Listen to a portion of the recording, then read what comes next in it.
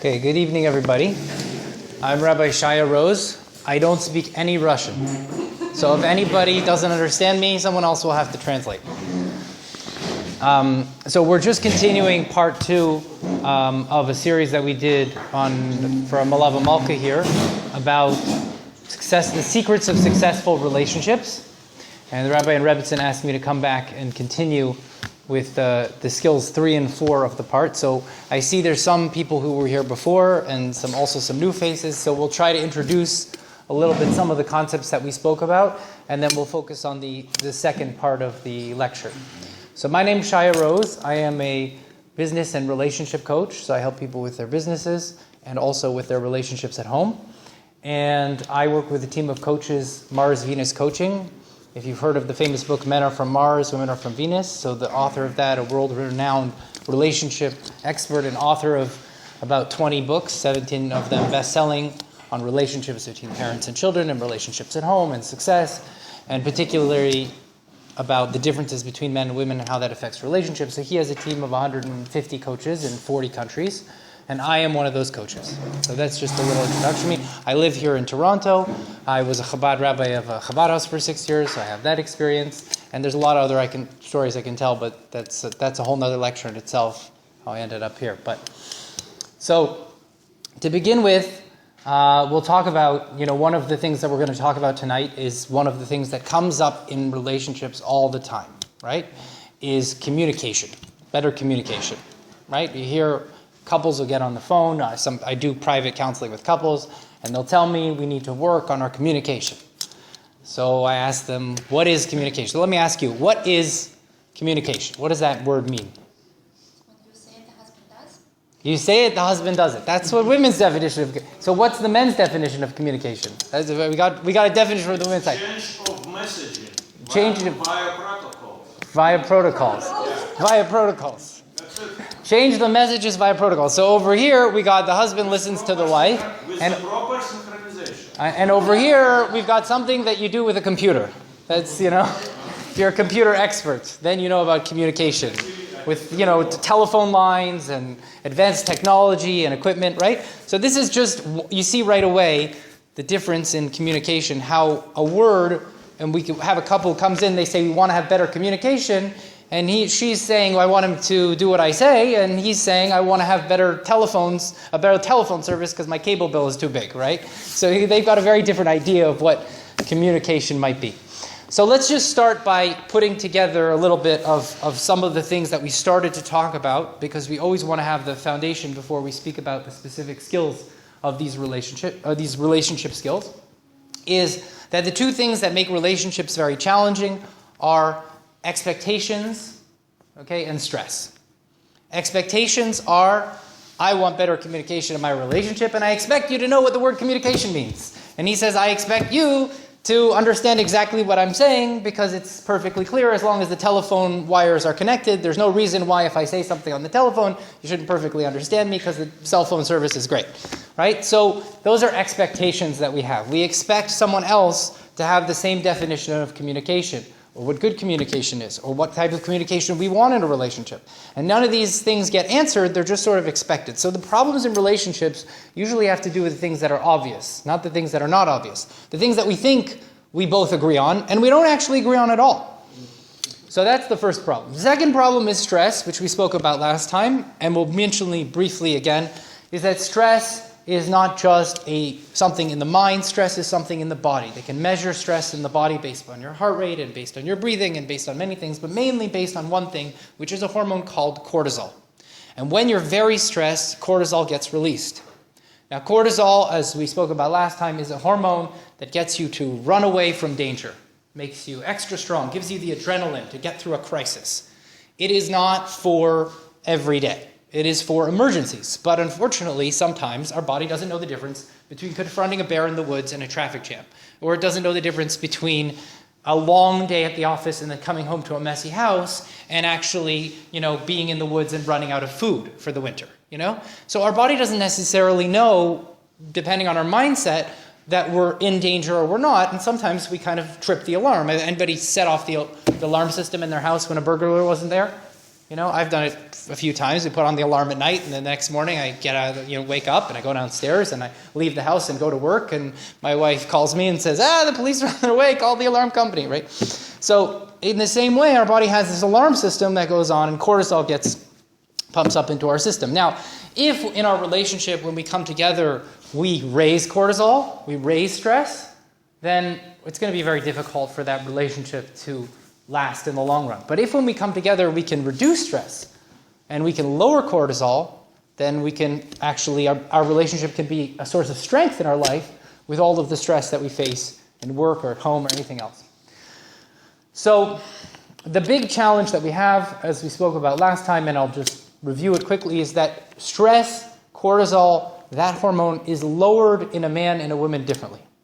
In a man, cortisol is lowered by a hormone called testosterone. In a woman, to lower the cortisol, you have to raise the hormone oxytocin. And there are certain ways of behaving activities that will affect those hormones. Those hormones are not just affected by what we eat. They're affected by our health. You can have certain hormonal imbalances, but they're also affected by how we relate to the world and how we perform, and we sort of, run on that sort of gasoline. So a man with testosterone is like a car. He drives his car, the little light goes on, we're out of energy, let's sit down and not move and not do anything, right? Let's sit down, let's rest, let's refill the tank. That's what a man relates to. Being active and then rest. Go to war and then you stand really still, you rest. So that's how a man replenishes his energy. So as soon as he gets home from a long day of work, the first thing he wants to do is sit down on the couch. And she can't relate to this at all, because a woman's system is built on reducing her stress through oxytocin.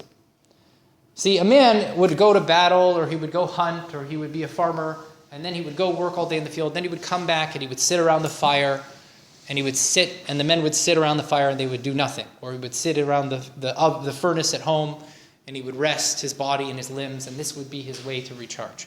But in the olden days, women didn't do that. Women would have a community of women who were supporting each other, and the rest for a woman, because her work was never done, there was no opportunity to sit down between children and the community and the needs of others and everything that was around her. There was no time to rest, so the only way for a woman to rest was to be recharged by others caring for her. So this is like a lemonade stand, where a little girl sets up a lemonade stand, and she gives out loving lemonade to the neighborhood. Eventually, she runs out of lemonade, and what happens? All of a sudden, the lemonade jug is going down to the bottom. She has to go back into the house and make lemonade. So women used to build communities of women. And there were sometimes, even in tribes today that you can still see today in primitive cultures, the women will have a part of their camp where the men are really not allowed to go. It's like the women's territory, the women's tent that we used to have, way back in Judaism. There used to be the men's tents and the women's tents. This was part of a place where women would go, and there would be women there to support her. And so women really learned that the main rule in the women's world, or on Venus, or in the women's tent, or whatever you want to call it, is give and you will automatically get back. Give and you will automatically get back. And so today, women don't have that support system the same way. They don't have that sort of integrated network. Women have gone into work and done many things that they never could do, they were never allowed to do before, and they're doing many things just as well as men, and sometimes even better, but they don't have that support system at work that they used to have in the women's world. And so what that does is it increases women's stress levels. That their cortisol level is twice as high at work, and when they get home, it doubles. Because getting home and seeing a couch and the football game will not reduce a woman's stress, but it does for a man. Just sitting down and watching, some men don't like sports, some people it's the Wall Street Journal, but it won't replenish them. As one woman said to me, she said, "You explained to me, I never understood why my husband, after a whole day and a whole stress and week," and this husband was actually, he was a shliach involved in one of the shlichus organizations, and he said she never understood why he could sit down at the end of the day and just read the Wall Street Journal when there's everything else going on. For her, the way to replenish herself was actually to go swimming. That's what she would do, is go swimming a couple times a week, and that's the way she would relieve her stress. So she had to be active at doing something. So what women have the challenge today is because they're not getting enough support from women, that they have to also self-nurture. They have to give back to themselves. They have to care for themselves as much as they're caring for others. It doesn't work anymore. It used to work that if you gave to your community, they would give back to you. Now, if you give out to others and you don't give to yourself, you're going to end up shortchanged. You're going to end up with a low tank. And when you end up with a low tank, you're going to look at that man sitting on the couch like he is the worst thing in the world. Okay? And yes, he does need to help. He does need to support. But we need to understand that if we come in with absolutely nothing left and then expect a man to fill that whole tank, that's tremendous expectations. That is only setting a relationship up for failure. A man cannot replace an entire community of women just by being around the house and helping out more. We want him to help out more. We want him to be involved. But he can't replace that entire relationship that she used to have with women. So what we want to do, but there is a key. So this kind of doesn't look so great because you have a man comes home, he wants to rest, he's on the couch, and a woman walks in the door and her stress level doubles. It was twice as high at work, now it's double. Okay, so it's 4 times what it should be. And so she's extremely stressed. And now you have basically men and women colliding. You have a lot of stress, you have a lot of fighting. And the fighting never becomes about this because when we feel stressed, we think that's about what's happening. We don't necessarily relate it to what's the experience of our body of cortisol. We just relate it to our partner, or we relate it to the conversation, or we relate it to something that happened today, or our coworker or something, and we take that stress out on others. And in the case of a relationship, we end up taking that stress out on the person that we may love more than anyone in the world. And now you have 2 people who love each other, who care about each other, who don't want to be with anybody else in the world, but are fighting and can't get along because they're stressed. So we spoke about that there's 4 ways, basically, besides raising, there's 2 things we want to do. We want to raise a woman's oxytocin. We want to raise her oxytocin level besides her self-nurturing so that she can lower her stress. And the advantage to that is, women, is that if a man can be successful at reducing your stress, you don't have to reduce his. Why? Because one of the ways to rebuild testosterone is by feeling successful. Men always feel less stress when they finish a big project, when they earn a lot of money, when they finish a week's work, when something is accomplished, when we've done something. So when a man can reduce a woman's stress and he can lower her stress, his stress is also lowered. His cortisol level also lowered. So women today often are trying to reduce a man's stress, supporting him, carrying him, nurturing him, and they're not finding they're getting back what they need because they're using the same skill they would use with other women, which is I'll nurture other women, I'll fill their oxytocin tank, and then they'll come back and refill mine, right? But that doesn't work with a man. Because when you take responsibility for things, a man stops taking responsibility for things. Why? Because in a man's world, if one person can do it, why should 2 people do it? That's a waste of energy. If we had, let's say we had to go to the grocery store, right? And we have 2 cars in the driveway. If we take both cars to the driveway, we use 2 tanks of gas. That's not very efficient. We should send 1 car to the driveway.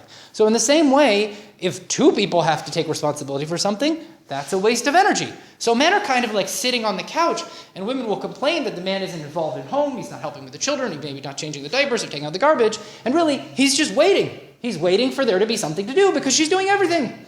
And as long as she's doing everything, there's no room for him to succeed. And what's the motivating thing? How do we get the man off the couch? How do we motivate him? How do we get him really to get going? How do we turn on the engine of the other car and show that, yeah, we do need 2 cars today. Yeah, we do need more help. And the main thing that we do is that we have to set that man up for success at lowering your stress. Because when men get divorced, they have really one main complaint. Okay? Whatever I did wasn't good enough. I couldn't make her happy. Men want to make a woman happy. That's the prize. That's the gold medal. That's the winning in a relationship. Being connected, not feeling alone, communication and support doesn't work that way. It's not interesting to a man. What's interesting to a man is that I accomplished something, and his accomplishment is to make a woman happy. And that's what men used to do in their old days. They used to go to the farm, and they used to farm all day. They'd go to the jungle, and they'd hunt, and then they'd come back, and they'd put that food on the table, and a woman would be so grateful. She'd be like, thank God you went out and did that horrible job in the coal mine, or in the field, or in the jungle, and I didn't have to do it. And because you did it, we have food on the table. Thank you. I'm so happy. Today, he goes out to work. He comes home. There's direct deposit. He doesn't have anything with him, and he didn't even bring the groceries home. He forgot the whole list. You sent him a list and he didn't come home with it. Right? So it's like, there isn't that same appreciation. We want a woman to be able to appreciate a man. So a man we have these sort of basic instincts. Like he wants to come home and be the man and win. And he wants to see a woman who appreciates what he's providing. But what is he providing today? I mean, in the olden days, a woman married him, and it was like, if I wasn't married to a man, in the olden days, a woman was like as good as dead. I mean, it's like, you're like orphan and the widow, or like, it says God takes care of the orphan and the widow, because the orphan and widow, that was a really bad situation. The unmarried woman was a really bad situation. It was better be married to a guy who was like kind of boring than not be married at all, because, at least you were going to eat that day, So you didn't have these sort of expectations of what is he like, what is he this. If he treated you well and he put food on the table, that was it. I mean, that was pretty much my great-grandparents' marriage. It was about survival. So that's what she kind of wanted from him. And so men really know that's the job, because men like always to follow the pattern of jobs. Like we like to wear uniforms, and we like to wear a suit. If we're a businessman, we wear a business suit, or a plumber, or a plumber suit. So, we go into a relationship today and we approach it from the same attitude. We say, I'll just be a provider. I'll just, provide. And if I'm not doing a good job, maybe I'll go out and provide more. And he comes home and he's like, I've been providing all day. I've got 3,000 points, and you're not happy with me. He's like, what's crazy? These women are crazy today. How do you make them happy? So the new focus for a man is don't try to make her happy. That'll never happen. This is impossible. Okay? You can't make a woman happy. In fact, if a woman had to be happy all the time, how would that feel if a woman had to be happy all of the time? If you had to be happy. Wonderful. You think miserable. Okay, some women say great, but most women will say miserable. If I was forced to be happy all the time. First of all, it's not realistic. It's not going to happen. And second of all, there are times when a woman feels she has to let go of some unhappiness, some stressful feelings, and so on and so forth. So the new solution for men is don't make her happy. Just lower her stress. Raise her oxytocin. It doesn't matter what you're doing. It doesn't matter what your intention is.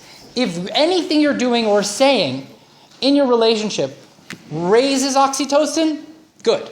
If it lowers oxytocin, she's not going to be very happy with you, because she's going to feel more stressed. And the bottom line is if you're married to a woman and you walk in and her stress goes up when she's around you, she's not going to be very nice. She's not going to be very appreciative. If her stress goes down, she's going to think you're wonderful. So this is easy. We just got to lower her stress. So in now moving a little bit forward, so what we talked about last time, we talked about the two first skills of the relationship. One is helping a woman with everything that she needs. Everything you do for a woman is worth 1 point. Everything you do around the house. And we talked about women how to ask for that help. And if somebody wants to review it at the end, we'll review how to ask for that help in a way that will motivate a man instead of getting him to sink further into the couch and not do anything. And the second skill we talked about is how women need listening, more listening in the relationship. Generally, when women, we had before, what is communication? Women say, I want a man to listen to me, right? So women generally want more listening. They say they want more communication, and men start talking, and they get more upset. What they want is more listening. Why? Because all day, women have to listen to other people.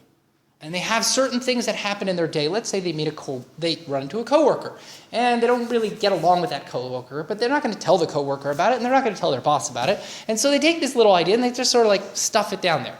And then they sort of, another thing happens in the day, like they were late for school and one of the kids was being difficult, but they didn't tell the kid that they were being difficult because that would be nice. I'm a mother, so I'm also going to stuff that down there. At the end of the day, they come home with this big bag of all of these complaints and problems and issues that have come, and they want to take those complaints and sort of like unload them. I mean, it's like very heavy, like imagine sometimes you'd picked up things all day long, you come home with like 10 bags of groceries. What do? You want to take the groceries and put them away.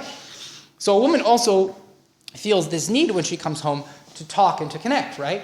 But what happens is she comes home and she starts pulling out of her purse all the problems that are there, right? So this is what happened at work, and this is what happened to my coworker, right? And so a man jumps in and he says, I know what I'll do. I'll solve every one of these problems, right? And so he solves the problem, right? So she says, this is the problem with the coworker. And he says, no problem, don't work there anymore. Quit your job, right? And now she's like, but that's not a very supportive statement. The oxytocin level goes down because I was looking for someone to listen to me, and I got somebody solving the problem. Now, why does a man do that? He does it because solving problems for him actually would reduce his stress. Okay? If I had a problem and I came to the rabbi over here, right? So I come into the rabbi's office. Rabbis are these great spiritual counselors, and I come into him and I have a problem. Rabbi, I've gone through a crisis and I don't know if God is really there, right? That's a good rabbi crisis. Rabbis are good at solving those crises. And he would come up with a great solution. He would say, read this book, or we'll talk about this issue. He gave me a great solution. End of discussion. That's it. The solution reduces the stress. Solutions create testosterone, lower cortisol. That's how you reduce stress. Fix it or forget about it. So when you're telling a man about a problem, he says, if you're not forgetting about it, we have to fix it. Now, how does a woman feel when she pulls out her problems of the day and a man starts to fix them? How would she feel? Any suggestions? Depends on the solutions. Depends on the solutions? Yes, good solutions. If he has good solutions? Anybody? No. Huh? Works exactly the way. It's my wife. Yeah. Yeah. So you know. Exactly the way that you thought. Yeah. She brings out the solution. So she brings out the problems. She's laying them out, right? And he jumps in the solution. And she says, I don't feel better. I feel more stressed. Must be he didn't really understand the problem, right? So then she makes the problem bigger. Because maybe I have to explain it better. And then he comes up with another solution. Bit by bit, she throws down solution number 1, and solution number 2, and solution number 3. And before you know it, the man is frustrated. Up to 5 solutions. He gives 5 solutions. He can't solve the problem. He's like, this woman's impossible. Now he's stressed, she's stressed, and it's all gone down. Okay? So what we're talking about is the second skill, and we're going to sort of branch that on into a little bit of problem solving and how you build communication in a relationship, because it starts with really listening. So what we talked about last time is creating a time in the day where a woman can talk and all a man has to do is listen. So gentlemen, this is really easy. It's like CNN. You turn on CNN, the world could be blowing up, but you don't have to do anything about it. Because you can't. There's nothing you can do. So we're going to turn on VNN. It's the Venus News Network, okay? And we're going to turn on the news, and you're going to sit there on the couch, and all you have to do is pay attention to the news. That's it. That's all we need you to do. Just watch and pay attention. Okay? So the way we start this is that a woman usually will ask for it, or a man could see that a woman needs it. And we talked about different strategies, how to make that very natural in a relationship, that she can have this 10 minutes, just 10 minutes. Sometimes when couples are even doing it for the first time, you're getting used to this skill, I recommend just put on a little timer, and you just sit down and you just listen to the news for 10 minutes. And you don't have to solve any problems. In fact, it helps if a woman says, would you listen to me for a few minutes? You don't have to solve any problems. If you just listen and I can talk, I'll feel so much better. Because a man's brain is so built to problem solve when they're stressed. It's like a total instinct that we have to sort of like curve around that. We have to turn him in a different direction.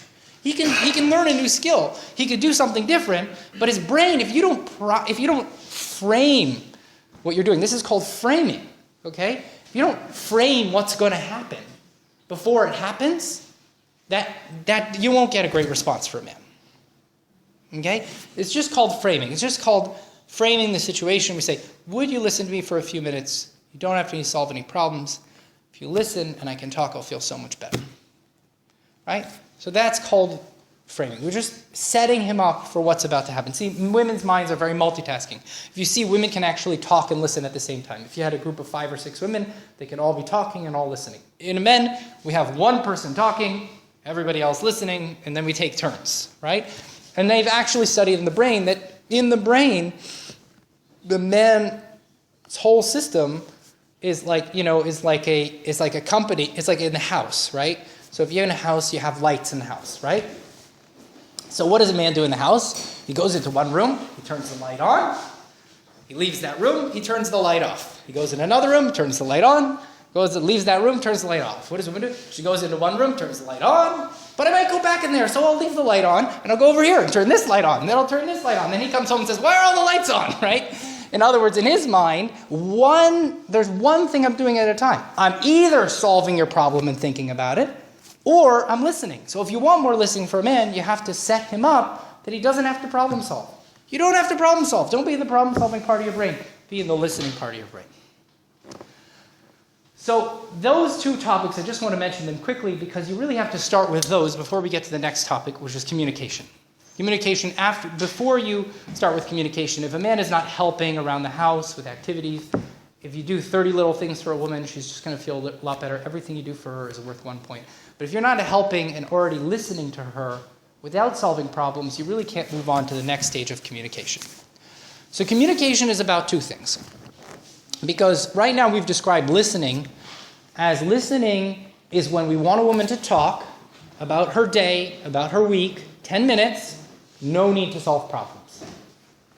Now so once we've got that stronger, usually it's better to start with that skill and start with that listening before you move into the next stage. But for the purpose of this lecture, let's talk about what happens next. What happens next is as she's talking, listening, there are problems that start to come up, right? So the way that men and women approach problems, and that's one part of it. One part is with problems, and the second is how to get out of arguments and how to actually resolve and apologize. So we're going to deal with that second. So the first thing is problems, okay? When you have a problem, how do you deal with a problem? Men, we solve the problem, you kill the problem. If a wolf comes into the camp, you kill the wolf, problem solved, right? Now, that's if a wolf comes into the camp. But to modern day problems are not a wolf. They're abstract. Are they big problems or they're small problems? Well, if I have a problem, right? Let's say there's a financial problem, okay? So I can look at the problem as a bear, right?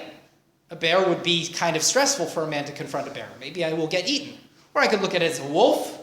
Maybe I could take a wolf, if I had a little weapon. Or I could look at it as a squirrel, like a very small thing, right? So when a man approaches a problem, like the bank statements, he says, well, why would I want this problem to be big when I can make this problem small? If I make this problem as small as possible, I can step on it, nothing to worry about, right? What do you think happens on a woman's side?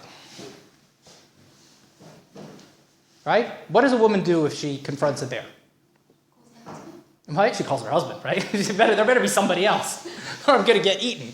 So the primitive way that women would deal with a bear is that a woman would build community. She would build support. She would have a husband. She would have friends. She would have community. So when the bear shows up in camps, there's 50 other people around, and the bear runs away, right? We can't make the problem smaller, right? Because if we make the problem smaller, if the problem is a squirrel, okay, like a little rodent coming into camp to just steal some food, okay, then nobody's going to come to my help. No one's going to help me. No one's going to support me. So what do we have to do? We have to make that problem a little bigger. Maybe it's a wolf. I'll get a couple people to support me, right? Maybe if it's a bear, then a lot of people want to support me and save me, right? So you can imagine now when the couple comes to talk about the finances at the end of the month, or the kid's education, or the school, or let's say one of the kids not doing well in school and he comes home and they say, the teacher's called in because he ended up in the principal's office, right? So what happens? She says, well, we need a lot of support, stress, we've got cortisol, we need to raise oxytocin, we need a lot of support, big problem, kid end up problems, let's make the problem bigger. And what does he do? Let's make the problem smaller. So he keeps making the problem smaller, and she keeps making it bigger. Bigger and smaller, bigger and smaller. So you can imagine how that works. I'm sure you might have experienced yourselves. I've definitely experienced it with my wife, right? And the more he makes it smaller, the less validated she says. She starts to feel like if he's making the problem smaller, and then he won't solve the problem. And if he doesn't solve the problem, I'm alone to solve the problem, right? So at first it's like, if he doesn't come and solve the problem, at first it's like, well, it's just a squirrel. But if he's not going to solve the rodent, and now it's like a wolf, now I'm even alone, so her stress level is going up. So the less he supports her stress level going up. So how do we fix this? Here's the thing. The main thing you want to do when you have to solve a problem, doesn't matter what the problem is reduce the stress first. Right?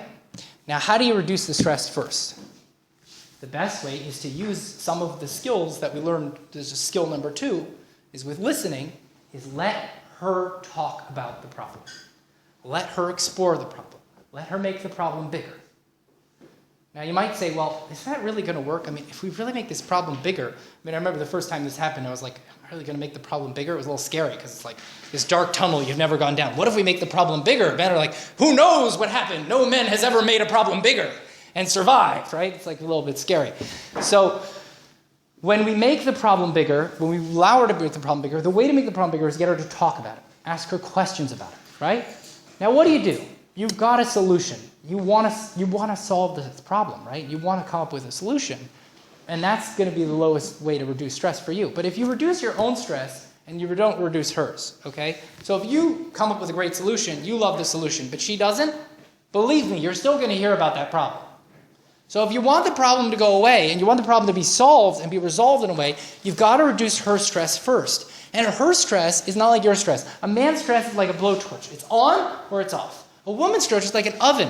And once she gets very, very stressed, we have to bring the temperature back down. We got to open the oven door, let all the heat out, right? So you got to let a woman talk, let her talk about what happened, talk about the problem, ask questions and details. The more a woman can talk about the details, the more she feels like it's a big problem, it's a problem worth hearing, and the more she has an active listener, and the more the stress goes down.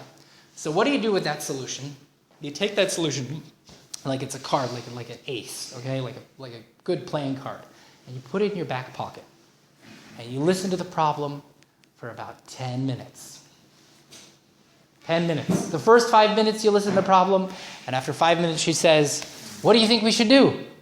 And you might think, "Oh, time to play that card." It is not time to play that card. It's time to put both your hands on your hips and turn to her. Take a big sigh, big Jewish sigh, okay? I don't know. What do you think?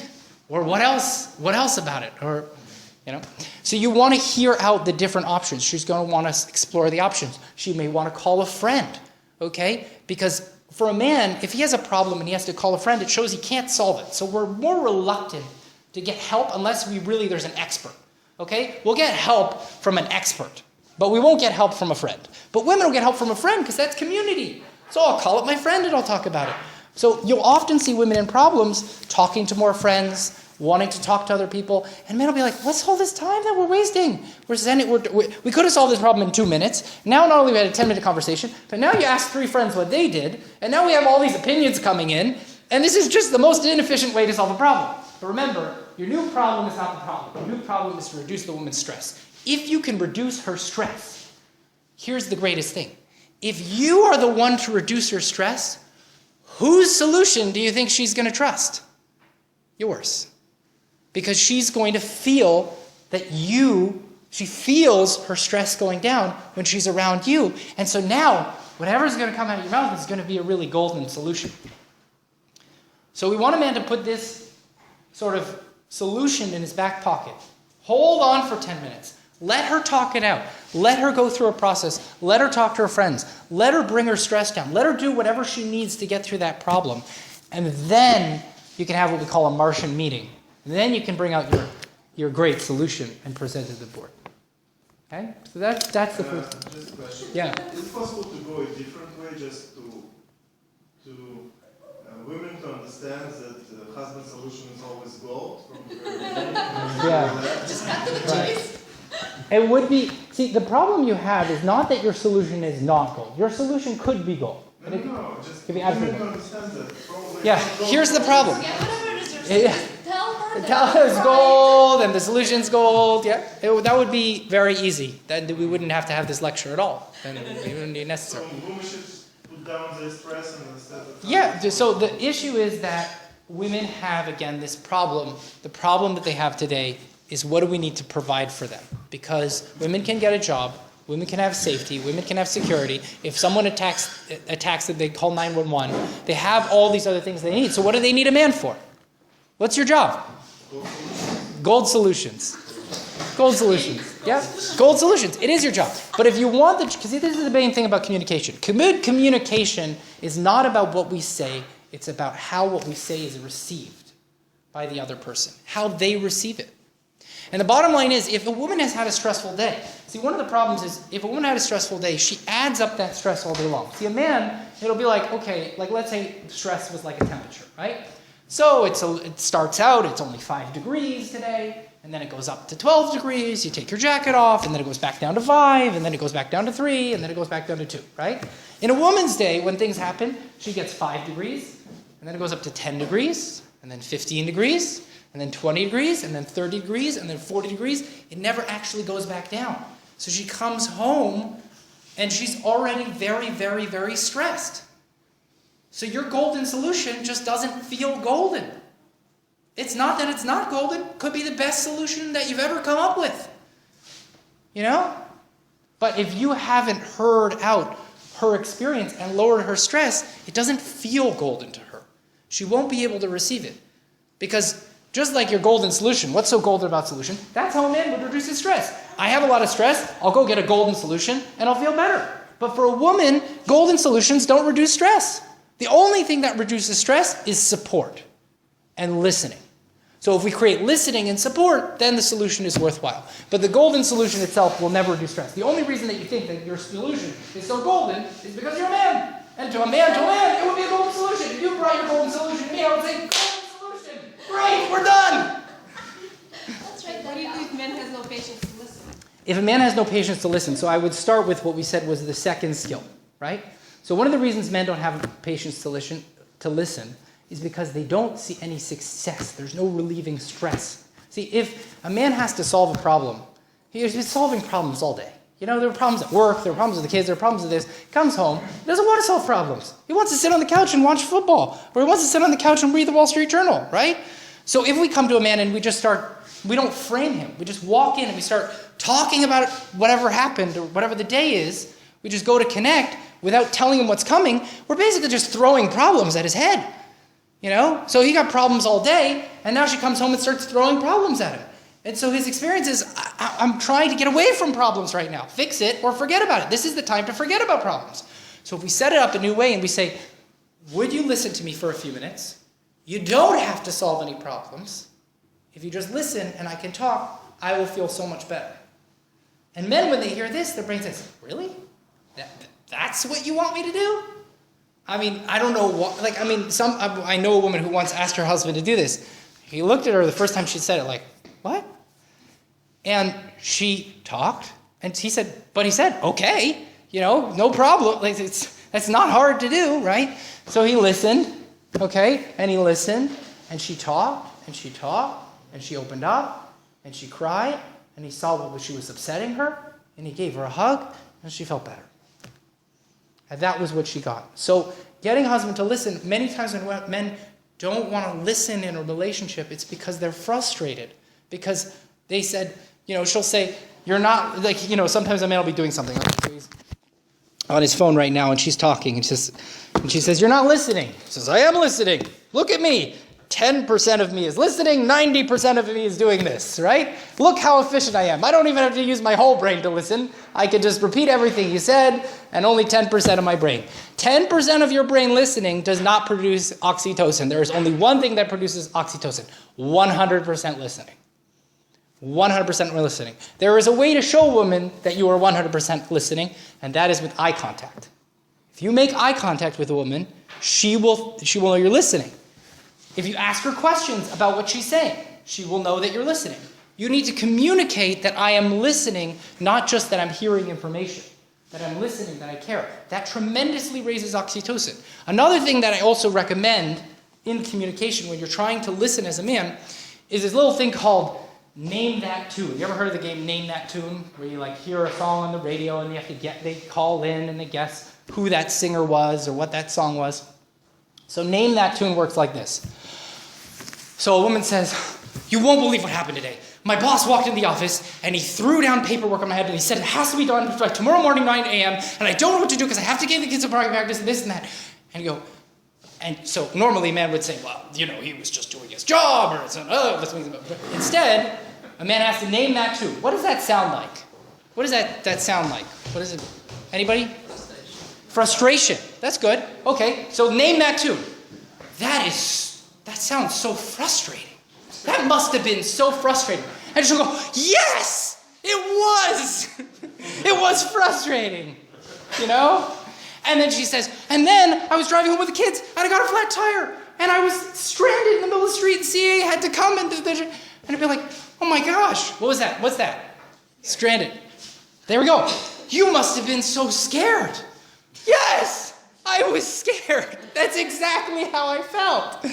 Okay, so women are talking. The goal is name that tune. Just tell her, that's how you show her you listen. If you were playing Name That Tune and you can't guess the name of the tune, assuming that you have a broad knowledge of tunes, okay, and a broad knowledge of music, it would be because you're not listening. So a woman thinks that if you can't name that tune, you're not listening. So when you solve problems, that shows that you're not listening. If you show that you are listening, the more that you show you listen, the more her stress goes down tremendously. And now you're a hero. The world is stressing her out. Her mother's stressing her out. Her mother-in-law is stressing her out. Her sister's stressing her out. Her kids are stressing her out. But you make her feel great. You make her feel like you can somehow work this magic and reduce her stress. What about timing? Timing, in a matter of, she's ready to unload, right? And you're busy with something, you're busy with, Yeah. which is very important. Should you... Yeah. So this is a very good point, because this is more something that I want to add the skill of communication to a woman's side, right? You cannot expect a man to shift gears very quickly. You have to understand, a man's mind is like a 1920s car. Okay? So when it changes gears, you have to really consider whether the engine will break down if you change gears. You don't want to press on the pedal too fast in the clutch. You got to really know what you're doing to change focus. So the first thing is that when a man comes home, he needs about 15-20 minutes to sit down and just actually deprogram. It's like he needs to just like turn off everything for a little bit. And when he is turning off, most of the time women will see him on the couch, and then they're like in the kitchen and they're like, "Available man, help is available." But he's not actually available right now. He's recharging. It's like your phone, you know? You have your phone and you plug it in, and it says, "Oh, battery is dying, and then the phone dies, and then you plug it in. You can't take it out 2 seconds later and use it. Leave it there for 15 minutes. You know, sometimes you pick it up and then you make a call while you're on it, but it can't charge and call at the same time, so the thing dies anyway. You know, you gotta just leave it alone for a minute. So just leave him alone for a minute. Just 15, 20 minutes, leave him alone, and then you can say something that we want to frame a man, we want to see. Turn on the phone, see if it's charged, see if it's available. Would you listen to me for a few minutes? You don't have to solve any problems. If you would listen and I could talk, I'll feel so much better. And the best thing is basically you're turning to him and saying, "Would you like me to turn on the news?" You know, you just have to listen, right? So he doesn't have the same stress response that he would to, "Can you get off the couch and solve all these problems and make my whole day better?" There's a lot of problems that she can throw at him. And if he has to solve every one of those, it's going to be very stressful. But if he just has to listen, that's going to be great. You know, so timing is very key. Timing is key because we can't just walk in and say, a woman says, "Well, great, now a man heard Shaya's lecture, he's got to just listen." You know? No, it's not going to work like that. A woman also has to prep him for what's happening. Would you listen to me for a few minutes? You don't have to solve any problems. You can, then I'll feel so much better. When you start to ask for that a few times, then there'll be times when you don't necessarily have to ask for it. He'll get the hint already. He'll hear you talking to say, "You know what?" Because he'll go to solve the problem, he'll see that's not working. I'll use this new idea. I'll just listen, right? So he'll have it in his mind. You don't have to say it all the time, but it's never good to stop saying it. It's never good. Like I said, expectations are what hurt relationships. We want to create expectations. We have to sort of ask our partner for what we need. Yeah, sorry, your question. So why do you need a husband if he doesn't solve your problems? If he doesn't solve your problems, he does. He does. Like he's just listening. Well, he just listens, but in the case of communication, you do want a problem to be solved. But with the strategy here is reduce the stress first. Then he'll bring out his solution, and he will be able to solve it, because men are very good problem solvers. They do have golden solutions.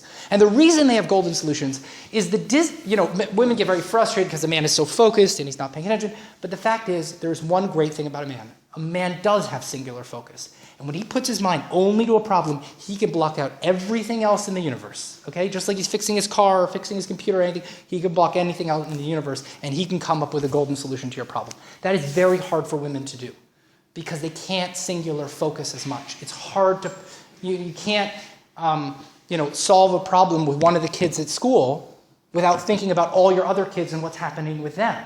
But a man can't. We can actually think about one of our children at once and not the other one. That's why one of them ate dinner and the other two of them, when you weren't home, didn't eat dinner, because we got focused on one. I got one. He's dressed at dinner. The other two, I don't know. They're playing in the other room, okay? It's very, very challenging. I mean, God built a woman's mind to be able to work in the vegetable garden, watch 3 or 4 children, talk to a friend, stand on one foot, and knit a sweater. I mean, that's what he made them. It's amazing. It's unbelievable what they can do. The downside to that is when you get too full, you get overwhelmed. The advantage to a man is that he can be singular focused, okay? A man had to go to war. He couldn't be thinking about, what am I going to cook for dinner? You know, you have to be singular focused. You got to kill the other guy. That's it. There's no time to be like, you know, what am I wearing the right shoes for this battle? You know, okay? You got to be singular focused. So men are great problem solvers. The challenge is that because women have so much stress today, because they're lacking so much support. In the olden days, when women had a whole community of supportive women, all the women would be stressed together and be like, you know, this whole supportive community isn't working. We've got a real problem. There's a bear coming in the camp. Quick, go get a man. Problem solved. So they would go get a man quickly to solve the problem, and he would solve the problem, they'd be happy. So men don't understand it. We come in, we use the old system. When you get a man, you need a problem solved. So we come in to solve the problem, we come to solve it quickly, and we get the job done. Right? But today, because she has this lack of support in her community, this lack of support of other women, she has less people to turn to, she now needs the listening from a man. Now, a lot of women ask me at this point, why would I want a man to listen this way and not just talk to a girlfriend and then ask him for a solution? Or talk to my mother and ask them for a solution, right? Because it seems like a lot of work. I'm going to have to say, would you listen to me for a few minutes? I'm going to have to talk. He might jump in with a solution the first time, so we're going to have to learn this new skill. It just seems like too much work. Just, you know, as one woman said, she said, you know, don't talk to your husband about certain things. Just talk to your girlfriends and forget the whole thing, right? But there's a problem. Because when women talk to women, one woman has to talk for 5 minutes, and then the other woman has to talk for 5 minutes. So it doesn't work out so well. You give support, but you get support, but you have to give it back. The advantage to this 10 minutes is that when the 10 minutes is up, and then he gives his golden solution, both of your stress is reduced. He's forgotten about all his problems, and you've forgotten all his problems. You now have somebody who will listen to you, and you don't have to listen to all of his problems. If he's just successful at listening to you, he'll also solve all his own problems. So we change that around. Now, the second part about communication, but we can come back to that if you have questions, but this is really one of the most important skills of all of the relationship skills. And it's really for men to do this. It's not really one that women can do, but it really is an incredible thing. What happens when everything goes wrong? Okay? What happens when you actually get in an argument or a fight, right? So a couple strategies about a fight. First of all, when we get in a fight, cortisol levels are going to go really high. Stress is going to go really high. How do we reduce stress? How do women reduce stress? By talking. How do men reduce stress? Not by talking about it. Okay? When a man gets agitated, or he starts to raise his voice, or his tone changes, and he gets agitated, there is no way he will reduce his stress by being in the same room as you. There is only one way that a man can reduce his stress, is go and be alone. This is something for women to know and also men to do. When you get in an argument, the best thing for a man to do is to spend some time alone until his stress goes back down. And then he can come back to the relationship. Now, what happens sometimes is men and women get in a fight, and sometimes a woman keeps talking, keeps the argument going, and then he gets more and more agitated, his stress level goes up, there's more and more fighting, because he can't calm down. Because once a man does get stressed, it takes a lot longer for a man to get stressed, but once he does get stressed, now it's big stress. Now there's a bear in the room, okay? Someone is attacking him, and so he could get defensive, he could get overreactive, he could, say something mean, because he's on the defensive, he's like at war right now. You don't want to have a man at war. You want to put him off duty. So it's really great in a relationship if you do have an argument to have something like, let's take a timeout, not you need a timeout, because again, a man's in his defense position. You've turned him into a soldier. We all have a soldier inside. You turn him into a soldier. You don't want to say, you're getting defensive, you're attacking me, all these things. You're just going to egg on the fight. So you really want to say, let's take a timeout, right? Now, women don't need a timeout. That's not good for women. The problem is, a man goes down. So I call it like giving myself a timeout. My daughter asked me, she's like, why do I get timeouts? I said, I get timeouts too. So I said something that I shouldn't have said, or I raised my voice a little, there's a little agitation, there was too much stress, we didn't have all the other strategies in place, and So I go into a room by myself and just sit. And just wait. And if you wait about 15, 20 minutes as a man, your stress will start to go down. And you will start to think differently about what happened. You just will. You'll be relaxed. There's nobody to fight. You look around the room, there's no bear, there's no wolf, there's no squirrel, there's no one yelling at me. All of your defense mechanisms will turn off and be saved for another day. Okay? Leave the room. Best thing you can do. Leave the room.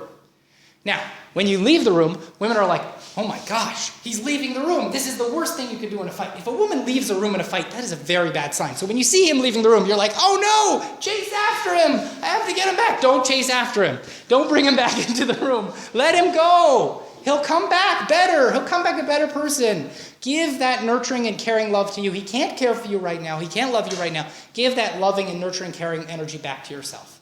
Take care of yourself because he's not in a place to take care of you. So now he comes back and he takes Shaya's timeout. She had a timeout. What do we do about problems? Well, forget about them, right? No, that's the problem. Because your stress went down, you were alone, but she was alone. When you're alone, stress goes down. When she's alone, stress goes up. So at first she was in a fight and her stress was like this. Now she was alone, her stress is like that.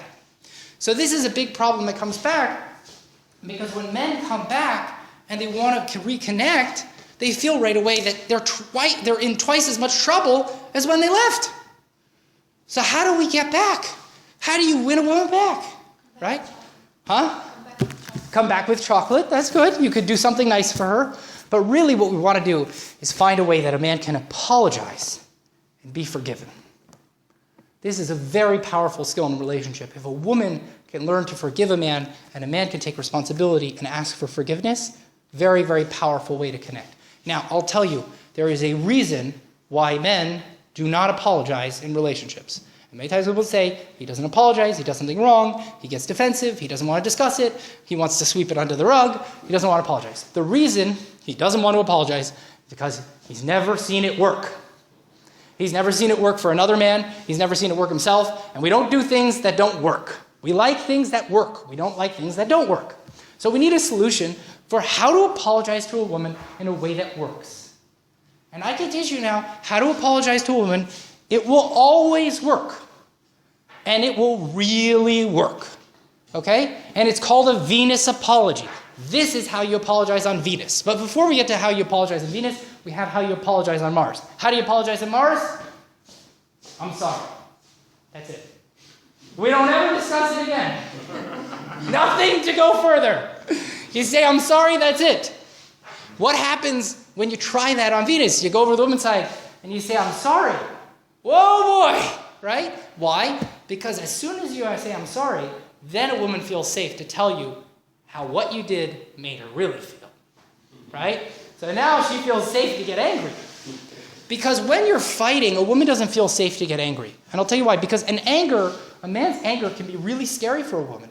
A man's anger, when men got angry in the world, they kill, they go to war, they do bad things. It's scary, okay? Women have a whole part of their brain that represses anger, okay? Because we have community, we have to be safe, we have to get along with people. They're constantly stuffing anger down, right? When you come over and apologize, then it's like, oh, it's safe to be angry. He's apologizing, he's being responsible, he cares about me. I'll tell him what he did and how it made me feel, right?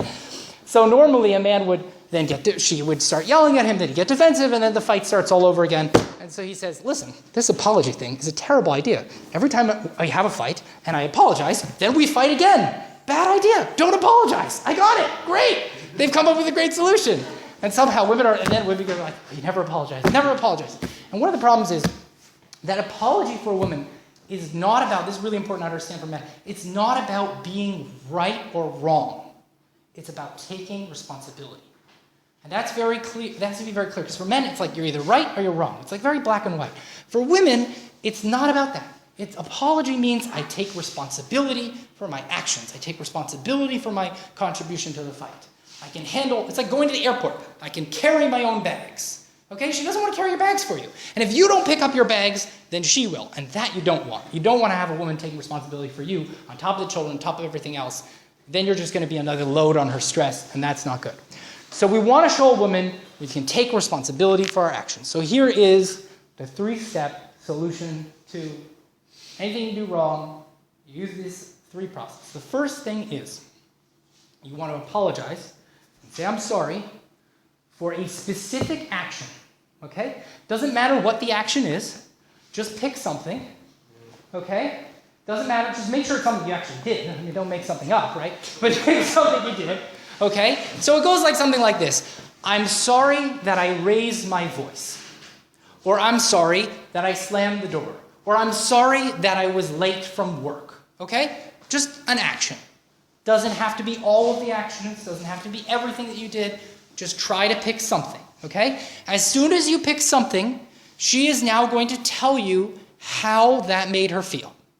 Now, normally in listening, when we talk about listening before, there are two rules for women, which are you can't talk about him and you can't talk about your relationship. Talk about your day, talk about your week, talk about the kids, talk about problems. Don't talk about him or the relationship. That doesn't apply here. Now you're going to talk about him and your relationship with him. And believe me, it's going to be 5 minutes of pain, but better 5 minutes of pain than 5 hours. Because if you don't let a woman get it out, she's going to have to do what she does with her anger and her upset of everything else, just stuff it down and hold on to it forever. And then you're going to see it again 6 months later, or 7 months later, 8 months later. It's never going to go away. So we want it to go away. We want it to actually be resolved for her. Women have a trouble resolving anger and trouble with forgiveness. We want to help her with that. So how do we help her with that? Better 5 minutes of pain than 5 hours. Better 5 minutes of pain and 5 days of pain than 5 years. Okay? So you listen for, it actually takes about 10 minutes, and she'll talk. And what will happen is she will get more and more upset.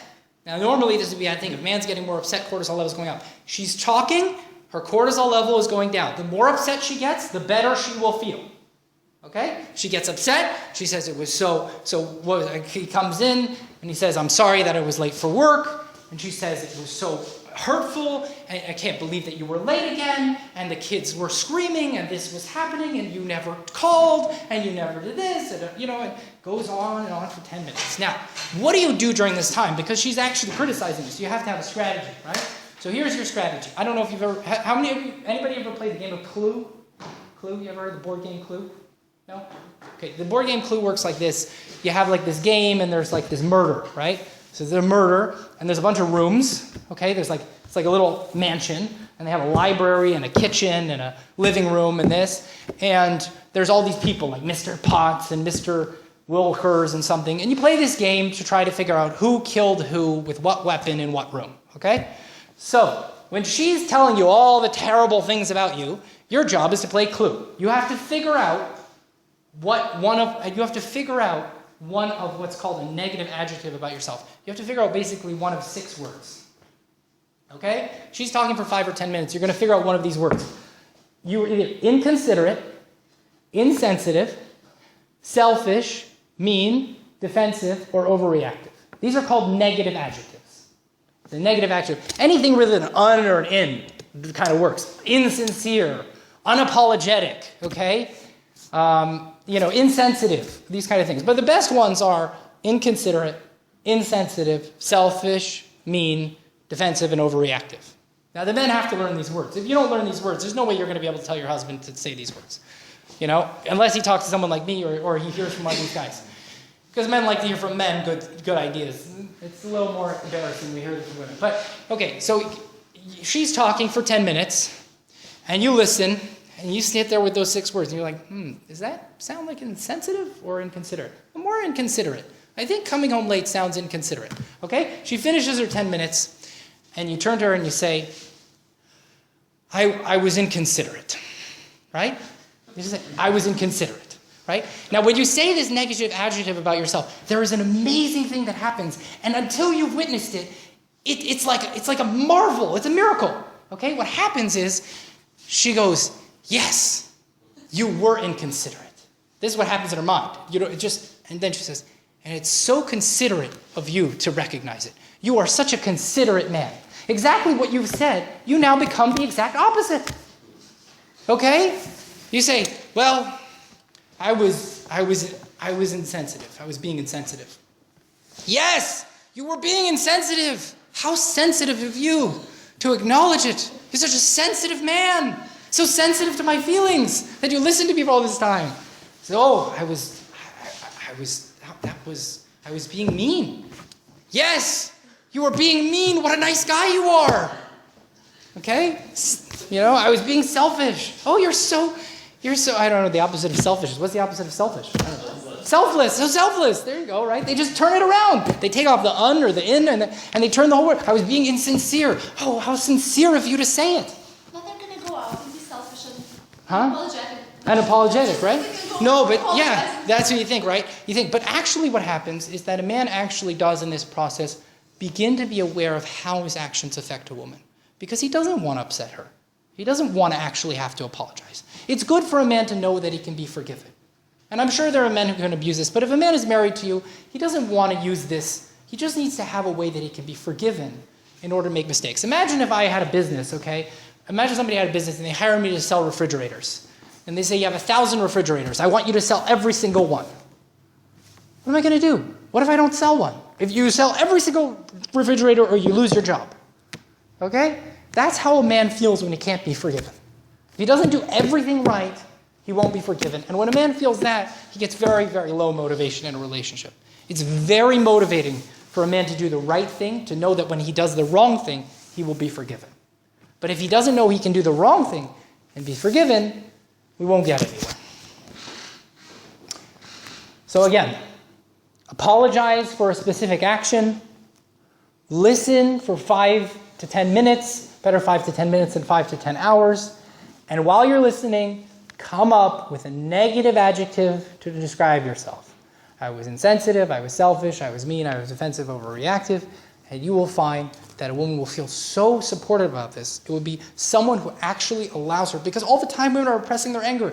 How many times a woman is like, I was angry at my friend and I didn't tell her, and I was angry at my mother-in-law and I wasn't tell her, and I was angry at this person. Everybody in the world she has to get angry with and hold that anger in. You're the one person who can be a tough guy, who can be a man, and who can handle that anger and apologize and be responsible. And when you take responsibility for those actions, then you open up a woman that she feels safe to apologize if she feels she did something wrong also.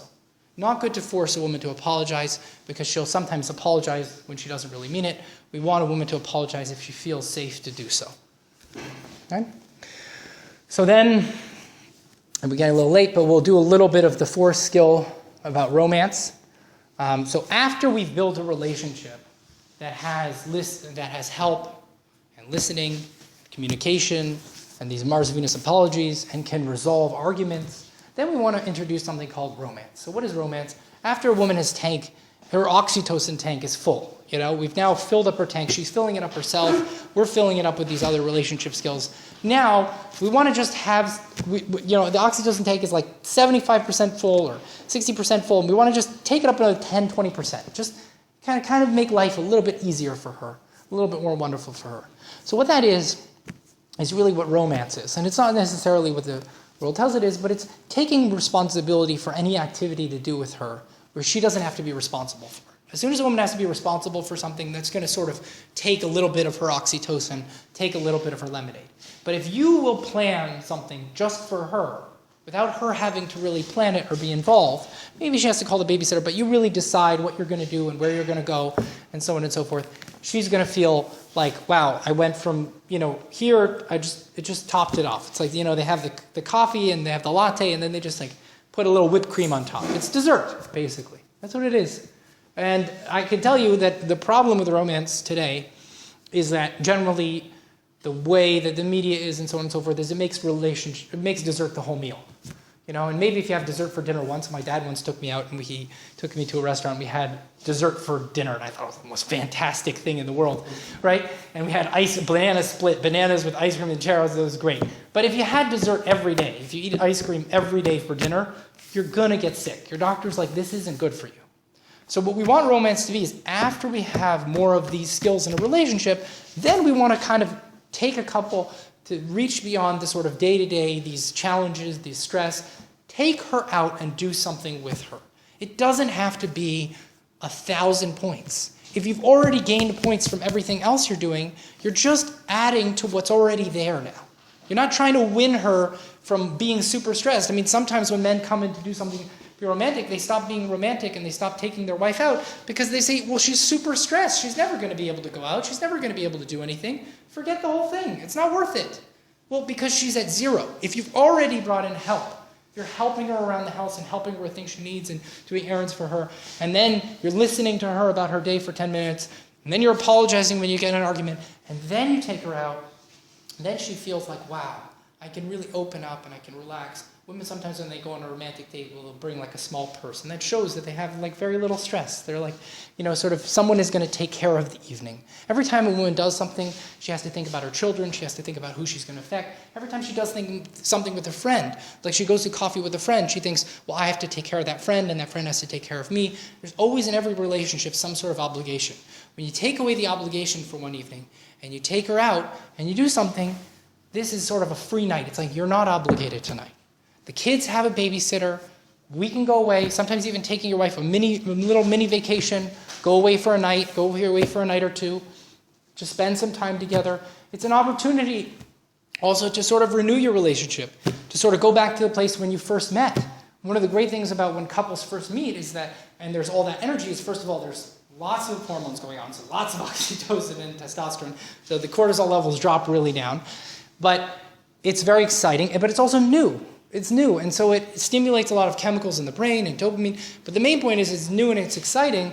See, what happens is that what hurts relationships a lot is the past. Relationships really succeed in the present, when you're in the present moment with each other. And when you first meet, when you first go on that shidduch date, you first meet, there's this excitement of the present. I don't really know this person. They don't know me. Where is this going to go? What's going to happen? So on and so forth. There's an excitement to meeting a new person. So you kind of have to have a night sometimes, once in a while, where you get to be new people to each other. You get to sort of get to know each other again. You get to do something. It's not a time to go out to dinner together or go on a mini vacation together and stay in a hotel and then say, well, let's talk about the kids, or let's talk about the bills, or let's talk about this. It's a time to leave all that behind and just be like two people who met each other for the first time. So one example is, when you first, when you need to get ready, everybody sort of like goes out the door together, right? Like you got the kids ready, and get this ready, and get that ready, But when you're going on a date, you usually, in the shidduch system, you go and you pick up the girl, and she's all ready, right? So again, when you want to take your wife out on a date, go sit on the couch and wait, and let her get all ready, and come down as if it was a date. As if you're meeting her for the first time. Let her feel that excitement of meeting you for the first time, being taken out, doing something nice together. And this is like just a little bit extra that helps to reduce her stress. Because like we said, stress is such a problem for women. This was not a skill that you needed 200 years ago. In the olden days, you would have romance when you first met. You would court a woman and you would win her over. And then after that, it was survival in life. But you'd go for a walk together or whatever it may be. But you wouldn't have this need that women have today to reduce their stress. So when their stress is so high, we want to add something on top that just takes the load off for one evening, takes all the responsibility off, and really adds something to the relationship in just a special way that you can have some special time and reconnect. It's something for anniversaries, but really it should be something that you can even put regularly into a relationship. Often men don't do it because there's huge expectations about it, because the stress is so high that it's like, well, in order to do something romantic, I'm going to have to do something really big. But if we reduce the stress along the way, now we don't have to do something so big. It can just be one evening together where you get a babysitter for the kids and you go to have a cup of coffee in a nice coffee shop. It can be a walk around the block on a summer night. It can be anything that you say, would you like to go out on Thursday night and have coffee together? Would you like to go away on, Sunday, it's a long weekend, we could get a babysitter for the kids. It's really great when a man suggests these things. When a woman suggests these things, it's another thing she has to take responsibility for, so her oxytocin level goes down and her stress level goes up. When a man suggests it, it's something that she says, I'll take care of it. I'll take care of everything. I'll take care of you. That's why, gifts are also something that's romantic. But it can be lots of little things. Even just leaving a woman notes can also be very romantic. Anything that you really do, flowers are the classic romantic thing. Why are flowers romantic? She didn't have to get them. You go out and get them and put them in the house, and they look beautiful, and next week they die, and you have to get new ones. So this is also a romantic thing to do. It's oxytocin, it's support. But it has to be something that really shouldn't be once a year, but really recommend that you should try to do this kind of thing. A good goal is once a month to do something. That's a good goal. It doesn't always work out. Sometimes there's times when it just isn't working out. Maybe it doesn't work out financially or something. But find something small. Even if the budget is difficult, find something small to do together. Just get one night, get a babysitter, and even if it's just going for a walk. And you'll see, as you start to do these things, just pick something that if you were dating her, if you were trying to date her right now, if you were trying to meet her and get to know her and convince her to marry you, what's something that you would do for her? What's one evening that you would spend together? Don't give that up. Because when you bring that back, this amazing thing happens in a woman because her memory is so great that she remembers all the good things. So when you bring her all the way back, when you've been married for like 10 years and you bring her all the way back to that feeling she had when she first met you, she now takes all the good memories in between and remembers them all at once. And it's a really wonderful feeling for her. So, any other questions about those skills or anything about relationships in general? Yeah. I have a question. You mentioned conflict and how to get out of it, how to get back together. But what leads to the conflict, something, a man sees that a woman is not, she's planning to do something, and he thinks that this is not right. And how to not to bring it up into, not to make conflict out of it. And the vice versa. He wants to do something and she thinks that this is not right. How not to bring it up into the conflict. Yeah. And the third one, you mentioned as a man has to apologize to a woman and how they're supposed to do this. Is it should be the other way around as well? Or? So the other way around, if a woman says sorry, a man should just take sorry and not really expect anything else from it. And she should feel free to apologize when she's ready. If a woman apologizes, here's the thing. If a man does something and his heart is not in the right place. One time my wife and I got in an argument. Like I said, I didn't start relationships. I'm not talking today because I had a great relationship at the beginning. We had a very, very hard first year of marriage and very hard years after that. And it took us a long time. And then I found John Gray's book and learned about all these skills. And now because we have a great relationship today, I'm sharing it with others. But one time we got in an argument in a fight, and I was starting to learn about these skills and so on and so forth, and I was in the car and I was driving, and I was very, very mad. Just mad. I was just mad. I don't even remember what I was mad about today. I was just mad. You know, just mad. Somehow you feel as a man, you start getting that mode when you're a man, like, I'm right. I know I'm right. I'm absolutely right. And you're driving along, and you're like, I'm right. And then I thought, you know what? I have to buy my wife a birthday present. I had already planned out what the birthday present was.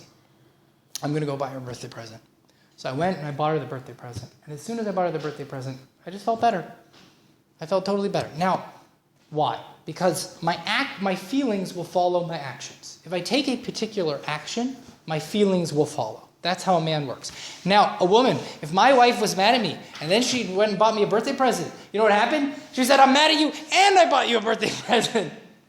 You know, she'd be more upset. It's better for a woman to stop giving at that point. So we don't want a woman to be upset and then apologize, and then resent the fact that she had to apologize. We'd rather her feel better and be apologized to and forgiveness. In other words, if a woman is always apologizing and a man is always forgiving her, that's not a very great relationship. But somehow, if a woman is always forgiving a man, it works really well. It just does. It's just when you flip it the other way, it doesn't work so well. If a woman has to come in and say, I'm so sorry that I raised my voice, and then you hear about all his complaints about how she raised her voice, and then she has to say, well, I was really being mean, it's not so great. It's not great for her, and it's not great for him. He doesn't feel any better, and she doesn't feel any better. So these things don't always work the other way. The best is for a woman just to apologize. So the other question was, you were asking about something your wife does. So very often, a man will, like, I guess talking about it one way, I mean, there's different ways that it is, but if a woman, let's say a woman is going to do something, like she's going out that evening and she is going to see some friends, and you know that this is going to be a stressful thing, but she feels very obligated to go, okay? And so you suggest to her that you don't have to go to this, right? You don't have to go to this, don't go, right? Now she gets very agitated at you. She's like, you don't understand, I have to go, I have to this, You're very smart, okay, May, you're very smart. You realize that this event is going to cause her more stress, and it's going to cause her more agitation, and so you want to remove the problem, solve the problem, don't go. Solving the problem does not reduce her stress. Saying don't go doesn't reduce her stress. So how could you reduce her stress? Listen to her. Listen to ask her questions. Ask her what's going on. Say, how do you feel? So let's say my wife had to go to some event. There's like let's say there's a parent-teacher, there's like a mother's association, you know? Really stressful for women. It's something you have to do out of obligation. It's supposed to be social and fun, but you have to go.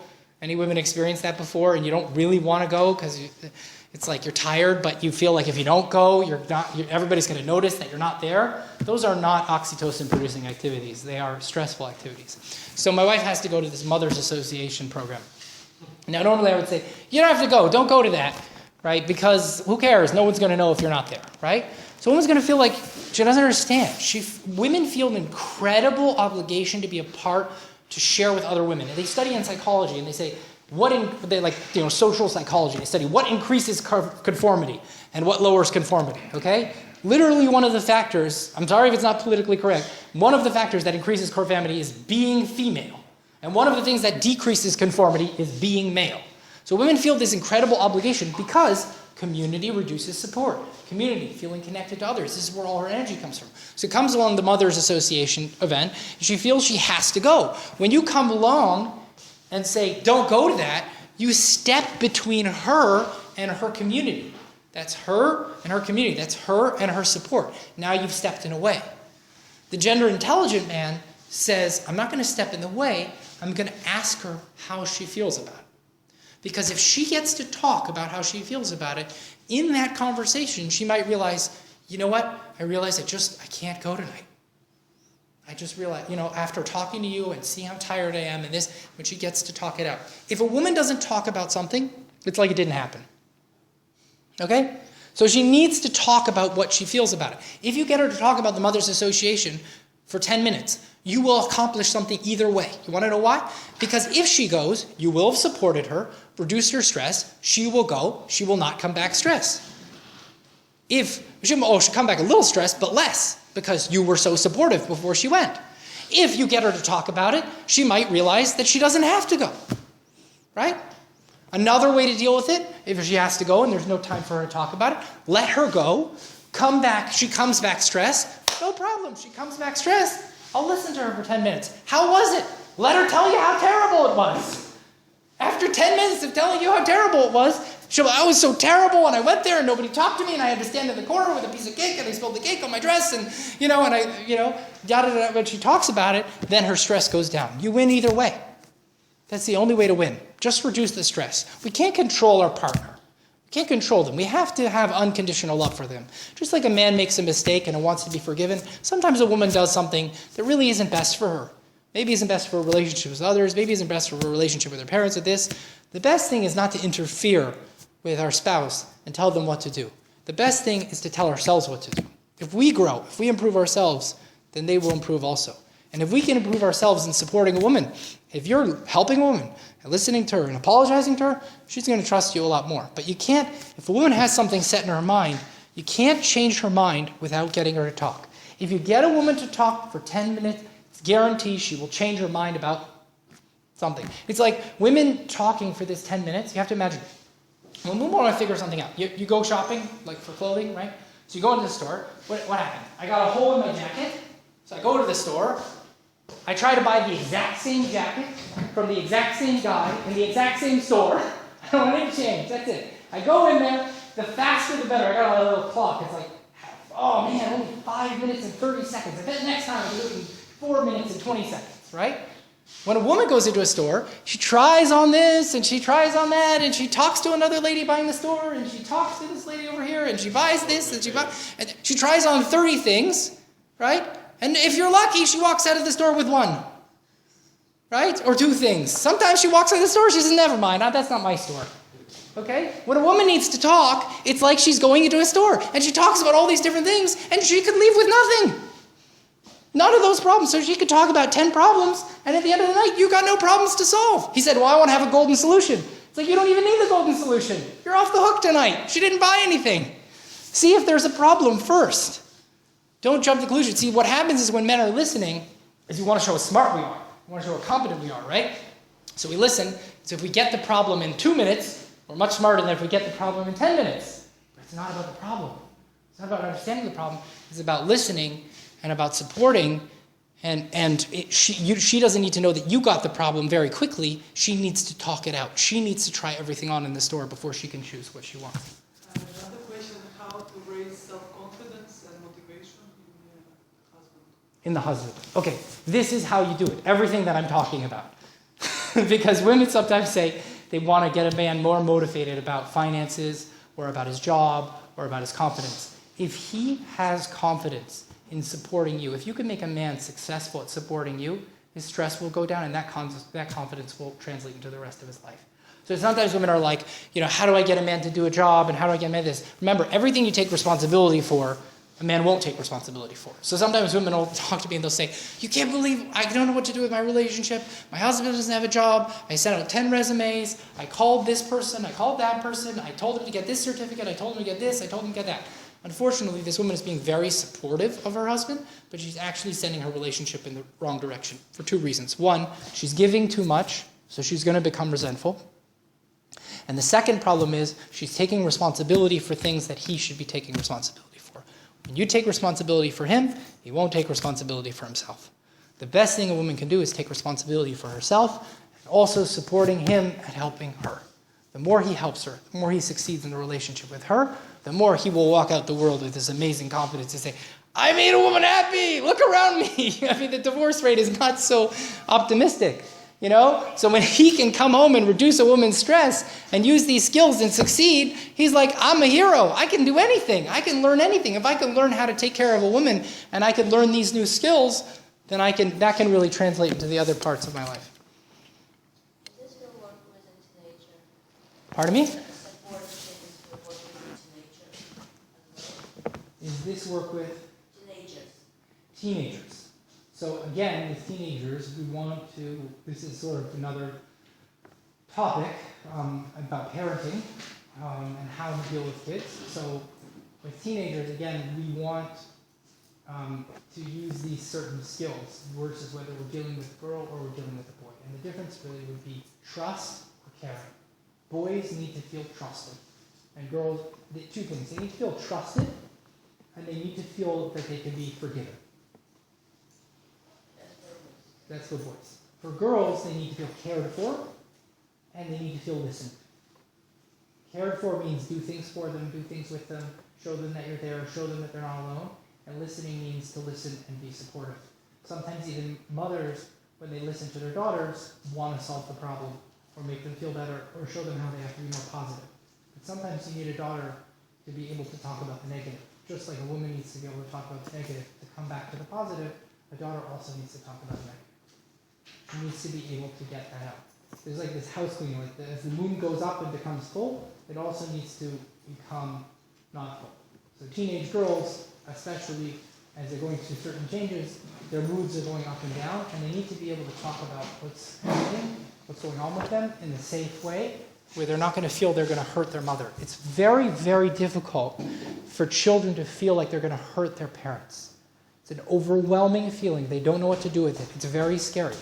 You can't hurt the person who is responsible for you. What if they abandon you? Now, you're not going to abandon your kids. You're not going to leave them in the street or something. But it's very scary to be to depend on somebody and to be afraid that you'll hurt them. So as parents, we have to be strong. We cannot turn to our children and expect them to, this is very important for women. If your oxytocin tank is low, you need to get support from other people, not from your children. Your children are not going to be able to exchange oxytocin with you like a friend can or like your husband can. A friend, you give her oxytocin, she gives you oxytocin. Your husband, he gives you oxytocin, he feels like amazing, so he gets testosterone. Okay? But with your kids, you have to be giving to them. The main thing is that when a husband supports a wife in this way now, she has more to give to the children. That's a lot what happens also. So a woman needs to care for herself as much as she cares for others, as much as she cares for her children, so that she'll have the ability for children, for a boy, to trust and to forgive. Boys need to feel like they forgive. If a boy does something wrong, he comes back, he acknowledges, we want to show him, you're forgiven. It's okay to make mistakes. For a girl, she may feel positive, she may feel great, but when she's feeling negative, it's okay to feel negative emotions. It's not a great thing. It's not okay. It's not great to make mistakes. It's just okay. We all do it. We all make mistakes. And for a girl, we all have negative feelings. It's okay to have negative emotions. How do you deal with negative person? How do you deal with a negative person? Depends what kind of person or what they're being negative about. Or Well, generally, if you talk about something, they will give a negative comment or don't take it in a negative Sometimes there may be people who have not learned how to be supportive listeners, and so they always take things negatively, offer negative suggestions, offer criticism, and so on and so forth. Also get defensive. Get defensive, so not all people, the challenge for women is to choose good places to get support from, is that sometimes we have relationships are like gold for women, so sometimes they amass all the gold, but some of it's real gold and some of it's fool's gold. And if you have a relationship with somebody where they're being critical, or hurting you, or not supporting you, it may be that relationship is fool's gold. It's not going to get you anything in the long run. In the short run, it's another relationship, but it may not get you something in the long run. There's not much you can do about changing people. The most you can do is work on yourself. When you work on yourself, and this is the most amazing thing, it applies in marriage, it applies in marriage. In Ahavas Yisrael, in the mitzvah Ve'ahavta l'recha kamecha, we're all connected. We're not individuals. We're all connected. And when we grow, others grow. If you have a relationship with a spouse or a relative that's difficult, or a friend, that relationship, there's something that I'm contributing to that problem. There's something that I'm contributing. Now, I'm not saying if it's abusive or it's bad or it's very negative that you have to necessarily invest in that. But it's always important to understand that even if it's a difficult relative, there's something that we could fix in ourselves. There's something we could change in ourselves. There's some way we could grow. If we grow, even not in that relationship, but if we grow, let's say we have a better relationship with our husband, we get more support for ourselves, we self-nurture ourselves more, we grow, we take better care of ourselves, we take better care of what we eat, we do something better for ourselves, then we'll find that that will also sometimes affect the other person and shift that also. But when you go to change another person and to judge them, you don't get anything. There's nothing you can do about a critical person, except to understand that inside of you also, there might be a critical person. So other people are critical because they have that more expressed than you do. And so we have to have a little rahmanas on them. But at the same time, don't take the abuse. So if they're really awful to you, or they're just negative to be around, and they drain you, once you're aware of this oxytocin tank, you can feel it. Certain things will raise the level, and certain things will drain you.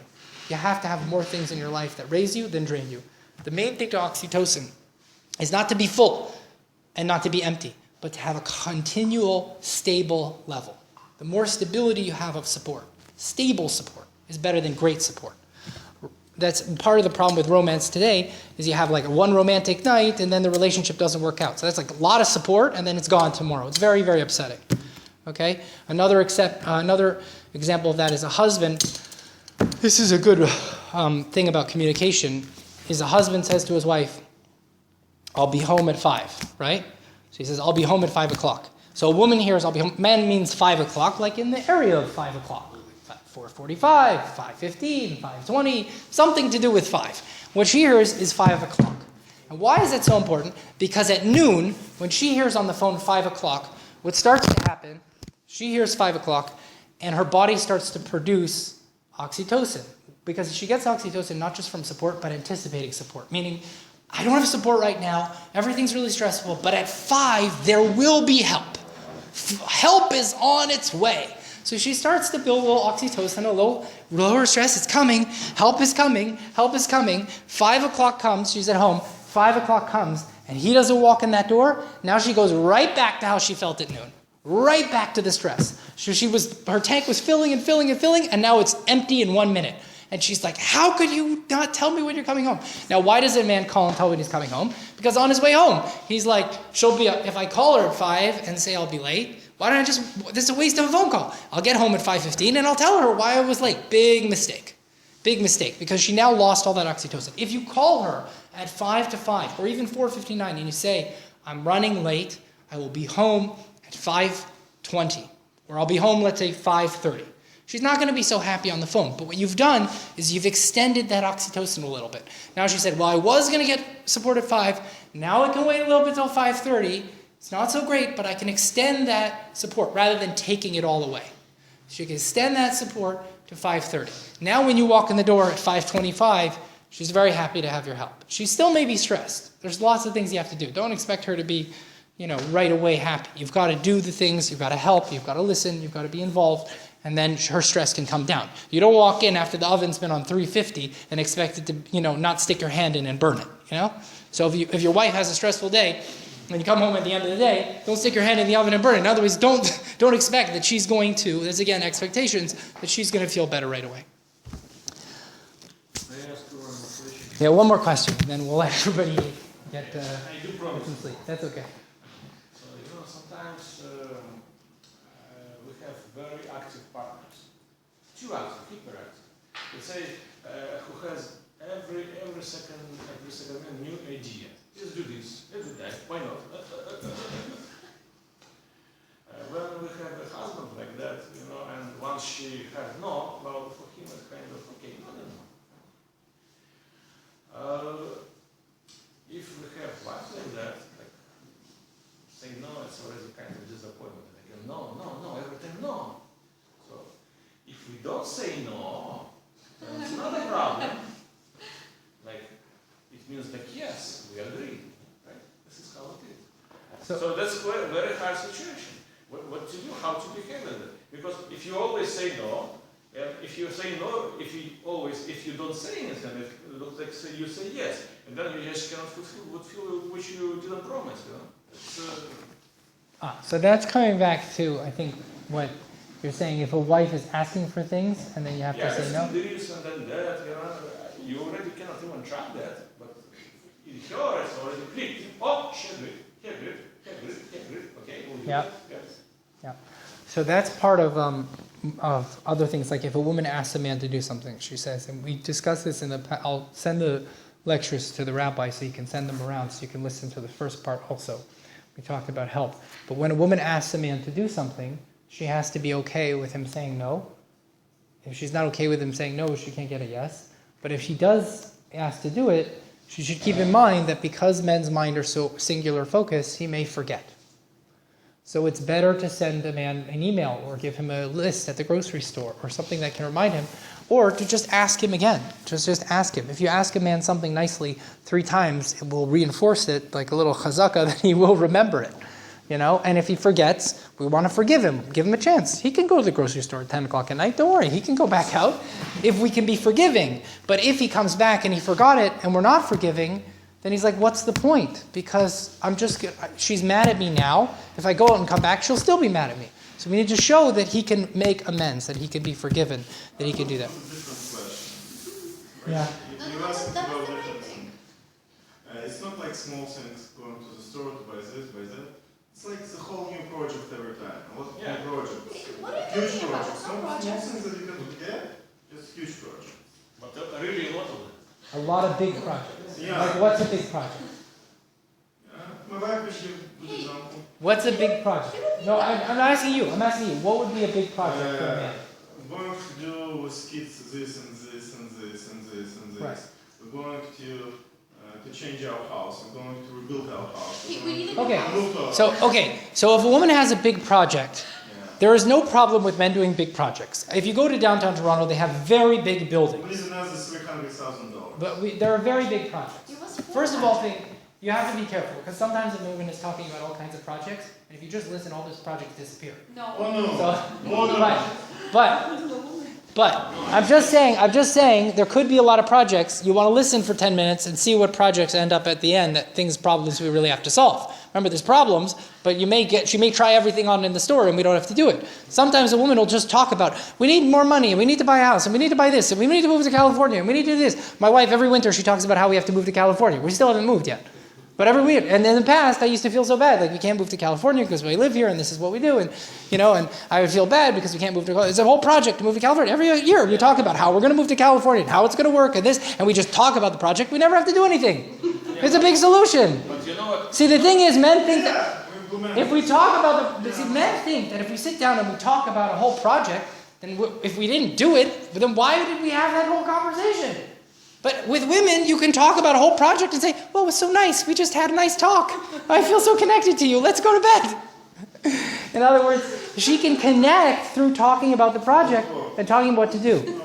No, So- unfortunately, Well, try it. But if there is a project, then what I would say to women on the other side is that in that project, we want to show appreciation. Men always want to see that something makes you happy. So if a man does, let's say, you need him to take the kids, and he takes the kids or watches the kids for Sunday, and you come back, the most important thing you can say to him is, thank you. Thank you is as important to a man as the words I love you are to a woman. Appreciate him for the things that he does, and he will do more of them. It's always his thing. Sometimes women are focusing on the negative because they want to improve the relationship. So they say, let's look at all the problems. These are all the things wrong with our relationship. Let's fix them all. If you do that, you never get anywhere. If you appreciate a man for what he's doing and either not pay attention to or forgive what he's doing wrong, he will do more and he will be more willing to do. Big projects, men went to war for women. Okay? We went to war. Men went to war, right? We went to war. We went to war, right? It's not we. Men, It's a different man. okay, but not you. But it's inside every man. It's inside every man. We went to war, okay? We came home, right? So what do you have to do? You have to call a man up to serve. So they used to call him up to service. A woman has to call him up, ask him what she needs. Then he goes to war, and then he comes back. And what do? They give him a medal.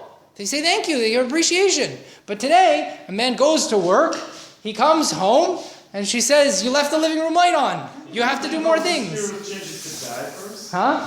Can you imagine all these heroes changing to diapers? Can I make changing diapers? Yeah, and going to the war. Going to the war. You want to hear about changing diapers to go to the war?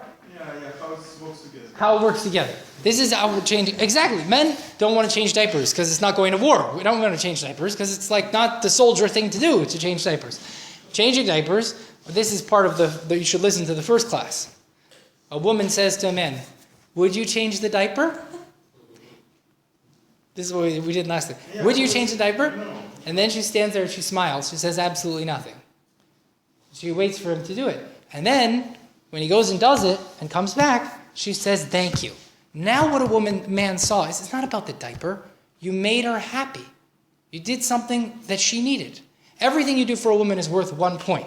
Everything you do, every little thing you do. Men want to score big points. So she talks about the $300,000 or the house renovation or the this or that. And he thinks that's where you have to really score the points, is with the big things. It's never with the big things. She's talking about the big things. Don't believe her. It's not the big things. It's the little things you do for her every single day. Changing the diaper is much more valuable to a woman than a $300,000 renovation on a house. I don't know. You could talk to me after. I do private sessions. So if anybody would like to speak to me. Thank you. Very powerful.